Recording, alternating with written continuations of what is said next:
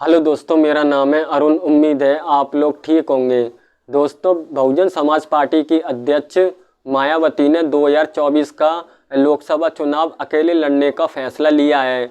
मायावती का कहना है, गठबंधन में चुनाव लड़ने से बीएसपी पार्टी को नुकसान होता है। ज़्यादातर पार्टियां बीएसपी के साथ गठबंधन करना चाहती हैं, लेकिन बीएसपी पार्टी इस बार लोकसभा का चुनाव अकेले लड़ेंगी। मायावती का कहना है, उनकी पार्टी अकेले चुनाव लड़ेगी क्योंकि बीएसपी का वोट दूसरों को तो ट्रांसफ़र हो जाता है, लेकिन दूसरी पार्टी का वोट इसे ट्रांसफ़र नहीं होता। ये वजह है। लेकिन आप 2014 के लोकसभा चुनाव पर गौर करेंगे तो 2014 में बीएसपी पार्टी अकेले चुनाव लड़ी थी और वो एक भी सीट नहीं जीत पाई थी। और उसके बाद 2019 के लोकसभा चुनाव में बीएसपी ने गठबंधन किया था, जिसमें बीएसपी को 10 सीटों पर जीत मिली थी, जबकि समाजवादी पार्टी को केवल 5 सीटें मिली थी। आप इस आंकड़े को देखते हैं तो उनका कहना गलत है कि बीएसपी का वोट ट्रांसफ़र होता है, दूसरों का नहीं, क्योंकि बीएसपी 0 से 10 सीटों पर पहुंची थी। अब मायावती ने अकेले लड़ने का फैसला लिया है। इससे मुकाबला त्रिकोणीय बन गया है और इससे साफ तौर पर बीजेपी को फ़ायदा होने वाला है, क्योंकि एंटी बीजेपी वोट, जो लोग बीजेपी को पसंद नहीं करते हैं, उनका वोट 2 खेमों में बंट जाएगा। वोटरों का एक खेमा समाजवादी पार्टी और कांग्रेस की तरफ जाएगा और दूसरा खेमा बहुजन समाज पार्टी की तरफ जाएगा।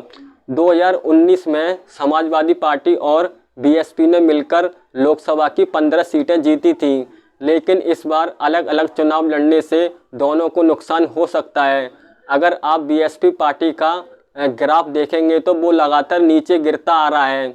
2017 के विधानसभा चुनाव में बीएसपी पार्टी को यूपी की 403 सीटों में से सिर्फ 19 सीटों पर जीत मिली थी, जबकि 2012 के विधानसभा चुनाव में बीएसपी को 80 सीटों पर जीत मिली थी और 2022 के विधानसभा चुनाव में उत्तर प्रदेश जैसे विशाल राज्य में केवल इसे 1 सीट मिली थी और यह सीट बलिया की रसड़ा विधानसभा सीट थी और इस सीट से उमाशंकर सिंह बीएसपी विधायक जीते थे और बीएसपी का वोट प्रतिशत घटकर 12.88 पर आ गया।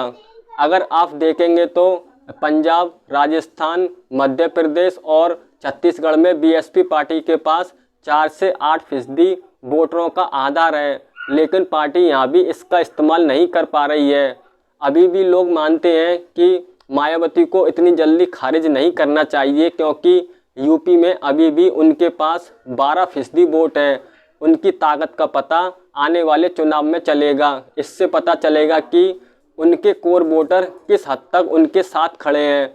अभी भी दलितों वोटरों का एक बड़ा हिस्सा उनका समर्थन करता है। कुछ लोगों का मानना है कि मायावती अब ज़मीनी राजनीति नहीं करती हैं, उनका अपने समर्थकों से संपर्क कम हो गया है। अब वो सिर्फ आर्म चेयर राजनीति करती हैं, कभी कभार एकल रैली में हिस्सा ले लेती हैं। अभी उनका हाल ही में 15 जनवरी को जन्मदिन था और वो 68 साल की हो चुकी हैं। उम्र के हिसाब से वो पार्टी के लिए अब भी काम कर रही हैं। मायावती ने खुद भी कहा था कि मैं पार्टी को मजबूत करने के लिए लगातार काम करती रहूँगी और कभी संन्यास नहीं लूँगी। इस वीडियो में इतना ही। Thank you.